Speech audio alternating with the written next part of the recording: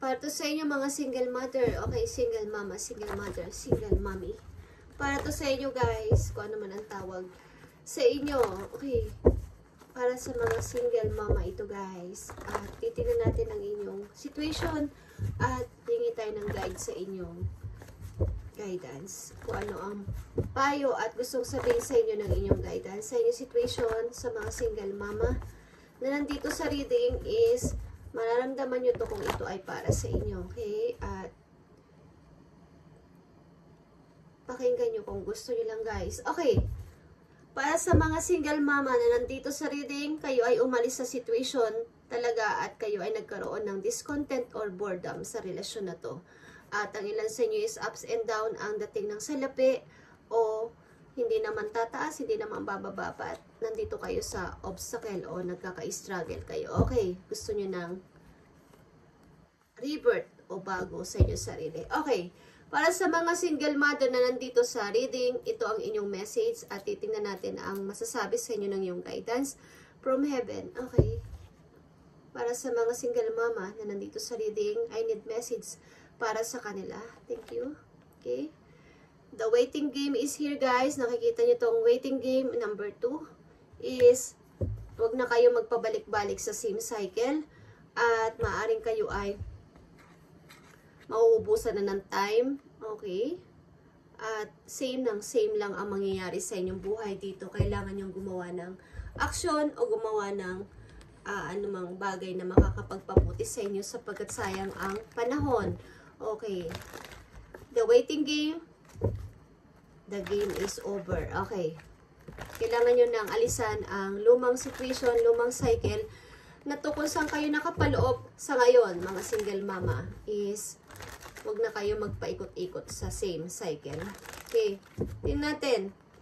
The waiting game is here sa mga single mama na nandito sa reading. I need message dito para sa mga single mama, single mother, o single mommy na nandito sa reading. I need message, spirit angels. Okay, isa kayong single mama talaga.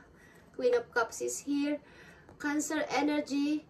Okay, 5 of Wands is here. Ang daming away sa inyong paligid, sa inyong family, at sa inyong mismo nakaraang relation. Okay, ito ay Hierophant. Ito ay talagang family or isang kasal. Okay, at maaring guys, 6 of Pentacles, hindi patas o hindi pantay ang pagtitinginan nyo sa isa't isa o respeto sa isa't isa. Hindi, meron ditong madaya, lalo na pagdating sa money. Okay, kayo ay nag-i-start o mag-i-start na ng bago sa inyong buhay sa ngayon. Okay, o nag-i-start na kayo. Sa mga single mother na nandito sa reading, ito ang inyong message na gustong sabihin sa inyo ng yung guidance from heaven. Okay, pakita mo sa akin ang message mo sa mga single mama. Single mama na nandito sa reading at gusto mong sabihin o ipaalala o ibigay na gabay sa kanila na nandito mga single mommy sa reading. I need 2 message. Waiting game is here. Okay guys. 2 of Cups. Okay. Like I said, huwag na kayong pabalik-balik sa same situation, same cycle. May tao dito mula sa inyong nakaraan ang gusto magbalik sa inyong buhay, single mama na nandito sa reading. Gusto kayo maging friend, gusto magkaroon ng linaw o parang reunion ng inyong pag-ibig o ang inyong nakaraan ng inyong past relationship. Okay. Scorpio is here, Leo is here. Okay. May tao dito mula sa inyong nakaraan ang gusto ulit makipag-reunite sa inyo. Same cycle. Okay. The waiting game. Naghihintay maybe ang ilan sa inyo ng parang itong game eh. Na hinihintay niyo babalik pa ba siya o hindi.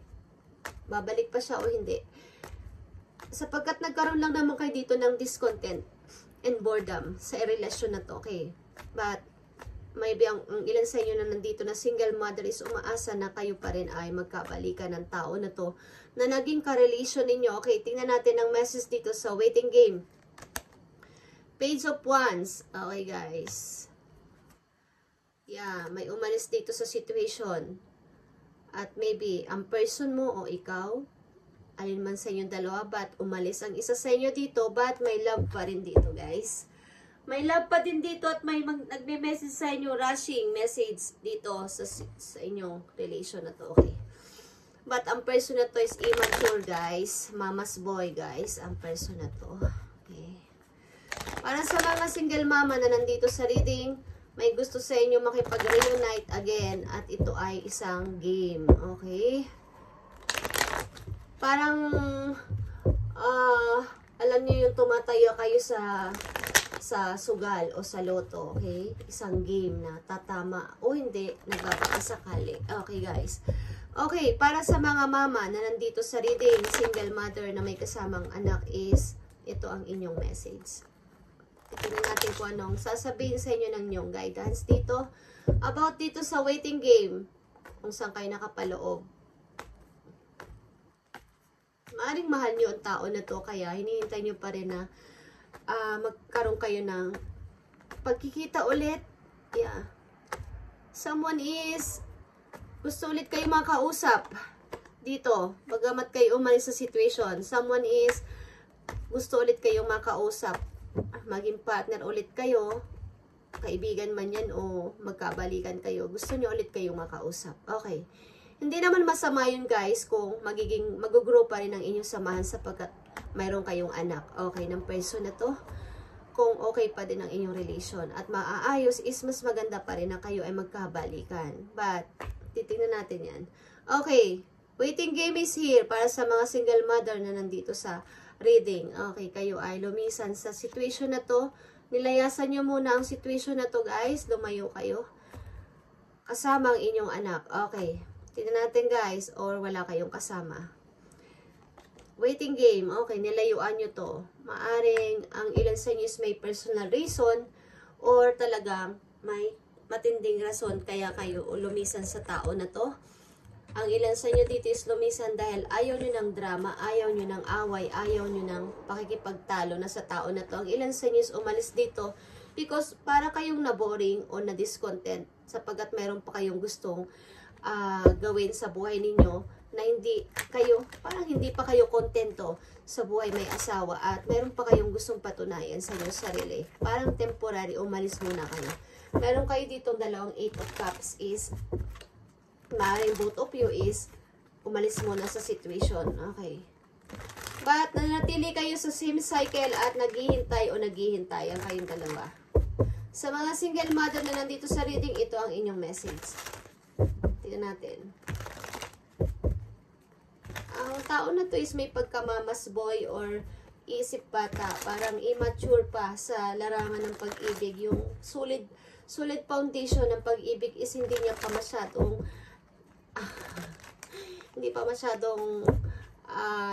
ano sa kanyang utak.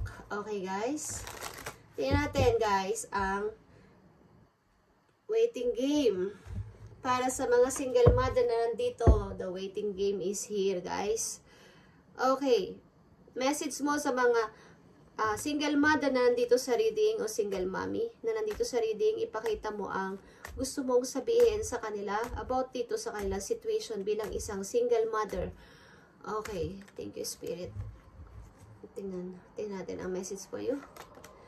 Six of Pentacles is here. Okay. Pinipilit yung magkaroon ng parang sana magkaroon to ng give and take and respeto sa isa't isa. Okay. Patas lang. Halimbawa, ang isa is nagtatrabaho kayong pareho, okay, is magkaroon ng respeto sa isa't isa at privacy, okay. Tingnan pa natin ang message dito about sa waiting game. Para sa mga single mother na nandito, okay, 8 of Wands is here, guys. Maari may mga messages dito kayo matatanggap o natatanggap galing sa tao na to. Okay, sa mga single mother na nandito sa reading, I need message dito. Maari naghihintay kayo o naghihintayan pa kayo sa isa't isa. Okay. Yeah. May problema kayo dito sa money. Pinag-awayan ninyo ang money din. Okay.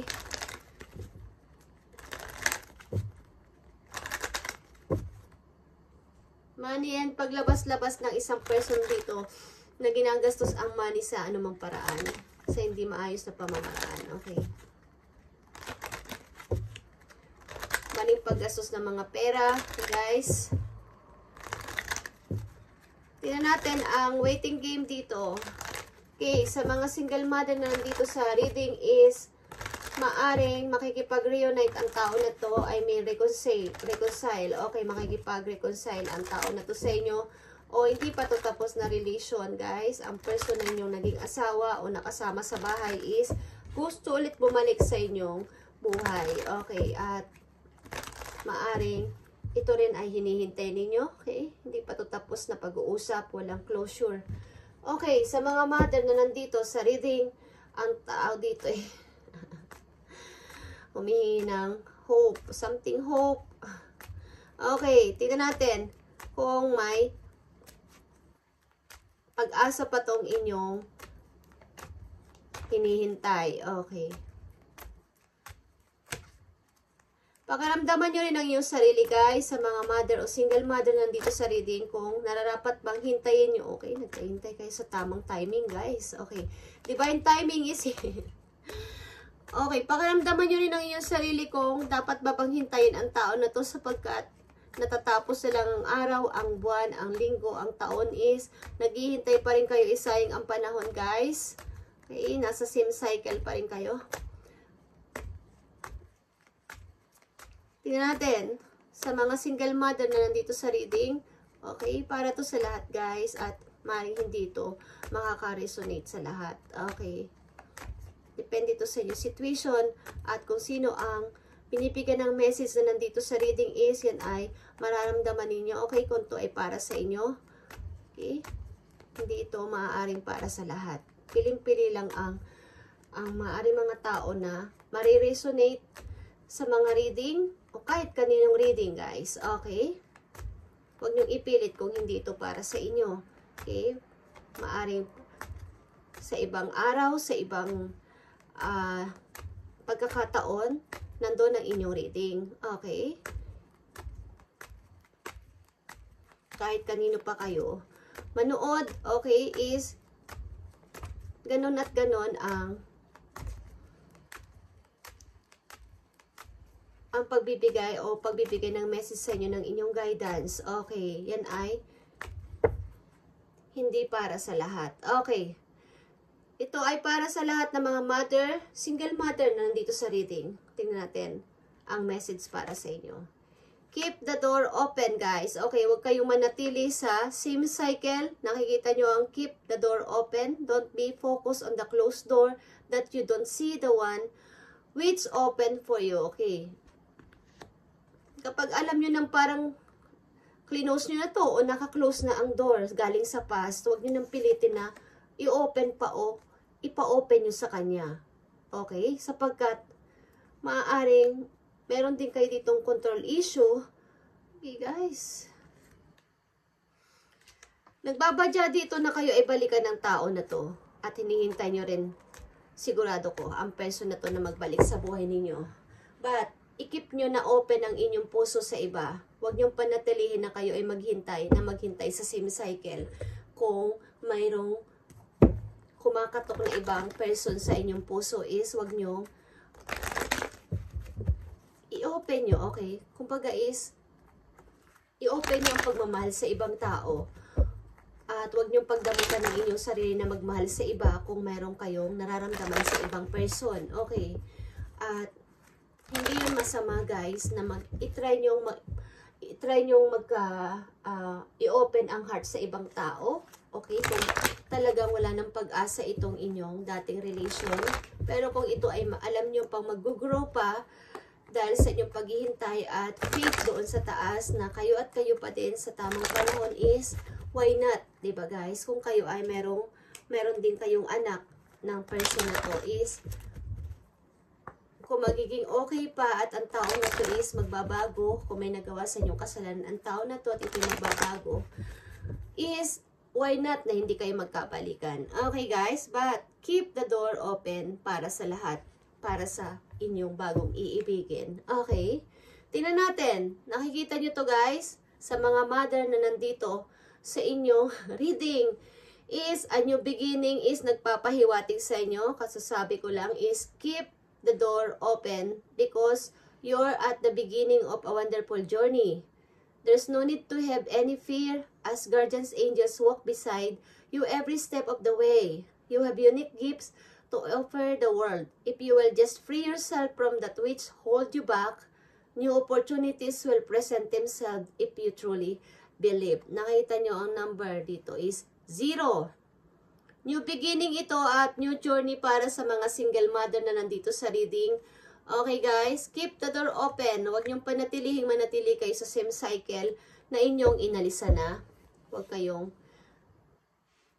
hintay ng hintay. Babalikan pa ako nito. Okay. Pray yourself. Six of action. Pray yourself. Okay. Tingnan natin.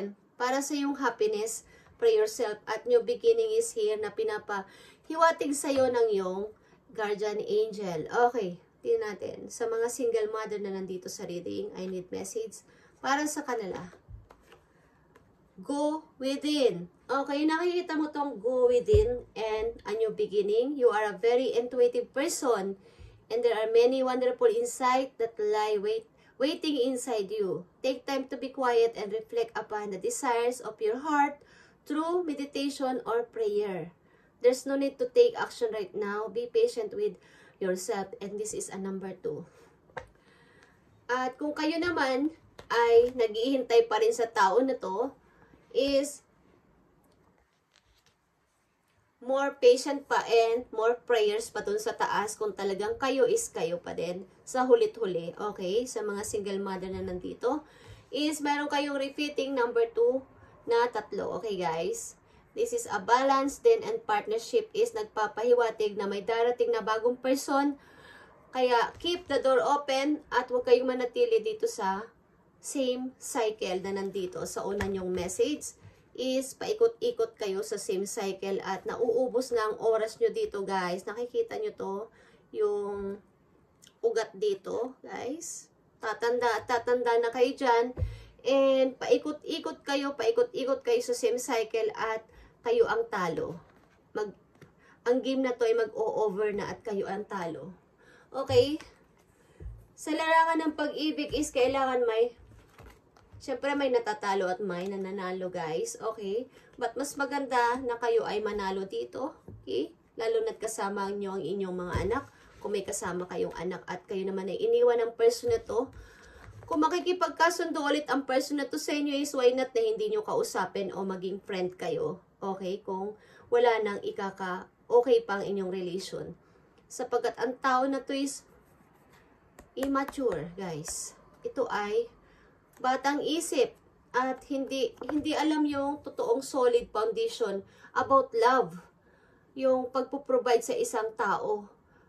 Okay? Ang tao na to is maaaring laging nakahingi ng help sa kanyang mother, sa kanyang father, okay, sa kamag-anak niya. Just saying, I feel. Okay, thank you and God bless sa inyong lahat guys. Sa mga single mother, single mommy na nandito sa reading is para to sa inyong lahat guys. At ito ang guide para sa inyo, okay? Thank you and God bless.